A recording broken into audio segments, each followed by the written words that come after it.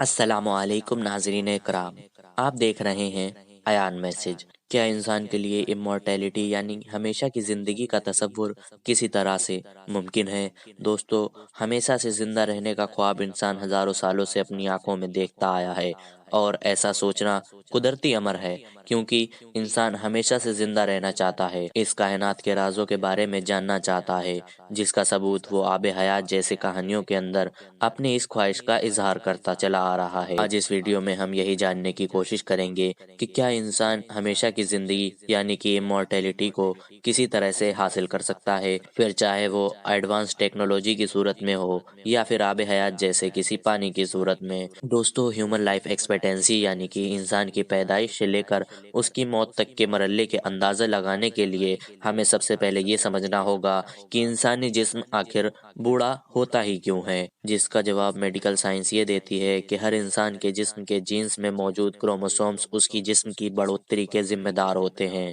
جو کہ D N اے کے اندر موجود ہوتے ہیں، جو کہ ہم اپنے ماں باپ سے انہیریٹنٹ یعنی کہ وراثت سے لیتے ہیں۔ یعنی کہ ان کروموسومز کے اندر انفارمیشن شیو ہوتی ہے کہ ہمارے ماں باپ کی طرح ہی ہمارا جسم کس طرح سے بڑھے گا۔ کروموسومز کے شروع اور آخر کے اندر ایک کیپ موجود ہوتی ہے، جس کا مقصد کروموسومز میں موجود ڈی این اے کو ڈھک کر محفوظ رکھنا ہے، جو کہ قدرتی طور پر موجود ہوتی ہے، اور انہی کیپ کا تعلق عمر بڑھنے کے ساتھ ساتھ لا علاج بیماریوں کے ساتھ بھی ہے، کیونکہ انسانی سیل ڈی این اے کوڈنگ سے ملنے والی ایک امان سے جب بھی بڑھنے لگتا ہے تو ہر ایک انسانی سیل جس کے اندر سے یہ کروموسوم موجود ہیں اپنی لگاتار کاپیز کو تیار کرتے ہیں، اور ہر سیل کی تیاری کے بعد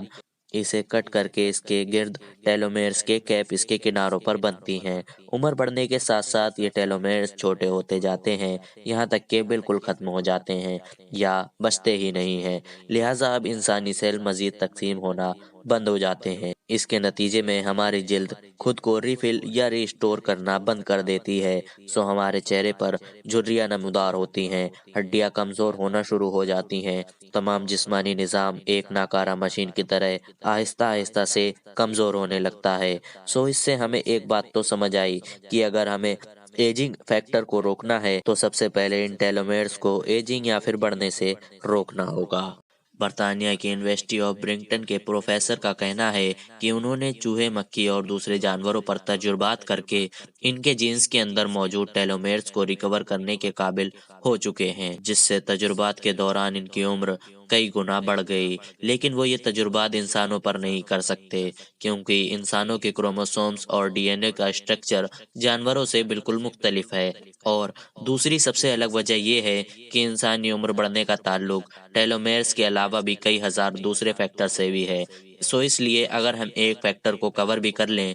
تو باقی تقریباً 14,000 فیکٹر مزید ہمارے منتظر ہیں، یعنی بایولوجیکلی طور پر یہ انسانی سمجھ سے باہر ہے، جو کہ کسی صورت ممکن نہیں۔ 2011 میں ایک سائنٹیفک ریسرچ نے بتایا ممالک مثلاً جاپان، امریکہ اور کینیڈا میں اچھے لائف سٹائل، ماحول، خوراک اور سب سے بڑھ کر اچھی میڈیکل سہولیات کی بدولت لائف ایکسپیکٹنسی سب سے زیادہ ہے۔ مردوں کی نسبت عورتوں کی عمریں زیادہ لمبی پائی گئی ہیں۔ 19ویں صدی کے بعد ہیومن لائف ایکسپیکٹنسی کا گراف ہمیں اوپر جاتا دکھائی دیتا ہے، جس کی وجہ میڈیکل سائنس میں ترقی، اچھی نیوٹریشن اور اچھے ماحول کے اثرات ہیں، اور آج ہم اسی ٹائم کے سب سے اچھے دور کے اندر موجود ہیں جہاں انسان کی ایوریج میکسیمم لائف ایکسپیکٹنسی 115 سال ہے، کیونکہ اگر کوئی شخص نارمل انسانی عمر کی حد یعنی کہ 85 سال کو کراس کر جائے تو بہت حد تک کے چانس ہیں کہ وہ 115 سال کی آئیڈیل عمر کو حاصل بھی کر سکتا ہے، لیکن اگر بات کی جائے 120 سال کی عمر کی تو وہ آج بھی جدید میڈیکل کی سہولیات کے ساتھ حاصل کرنا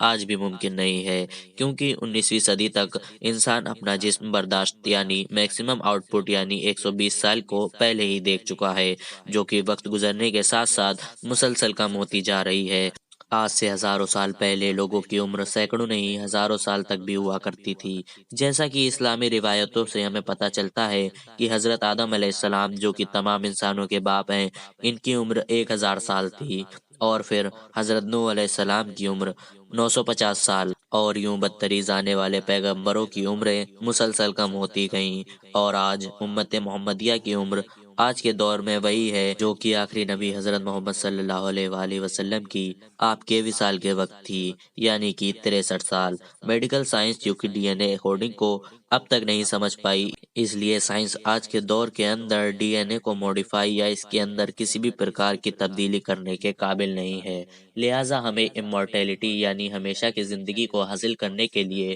کوئی اور راستہ تلاش کرنا ہوگا۔ بہت سے سائنٹسٹ کا آج بھی یہ دعویٰ ہے کہ 2050 تک انسان اس قابل ہو جائے گا کہ ہمیشہ کی زندگی کو حاصل کر سکے، لیکن فزیکلی طور پر نہیں مگر مشینی طور پر، کیونکہ جس طرح سے آج ٹیکنالوجی ترقی کر رہی ہے، انسان آج اس قابل ہے کہ انسانی یادداشت اور اس کی صلاحیتوں کو کمپیوٹر کے ذریعے ڈاٹا کی صورت میں ڈاؤن لوڈ کر کے محفوظ کر لے اور بعد میں اسی ڈاٹا کو کسی مشین یعنی روبوٹ پر اپلوڈ کر دے۔ تھیوریٹیکلی تو اس انسان کو جس کا دماغ اسکین کر کے روبوٹ پر اپلوڈ کیا گیا ہے، اسے یوں محسوس ہونا چاہیے کہ جیسے وہ کسی گہری نیند سے جاگا ہو، لیکن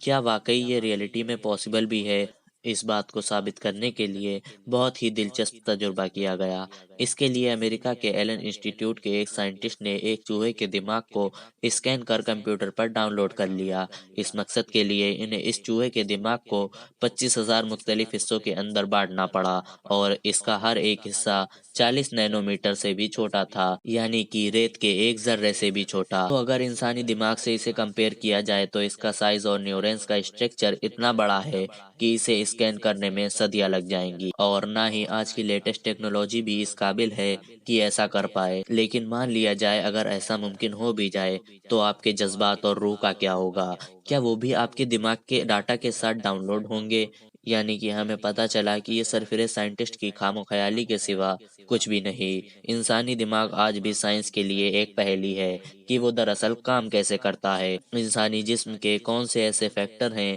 جو کہ ہمیں بوڑھا کرتے ہیں، اور سب سے بڑھ کر موت کیا ہے۔ بہرحال اس پر مسلسل کھوج جاری ہے۔ دوستو، موت ایک اٹل حقیقت ہے جس سے بچنا انسان کے لیے کسی بھی صورت ممکن نہیں ہے، اور ہماری اس پوری کائنات کے اندر اللہ تعالیٰ کی ذات کے سوا کوئی بھی ایسی چیز نہیں ہے یا کوئی بھی ایسی ہستی موجود نہیں ہے جو کہ پیدا ہوئی ہو اور وہ ایک دن فنا نہ ہو، کیونکہ آخرت ہی وہ واحد جگہ ہے جہاں انسان اپنی ابدی زندگی کو حاصل کریں گے اور اپنے اعمال سے جنت اور جہنم کا فیصلہ پائیں گے۔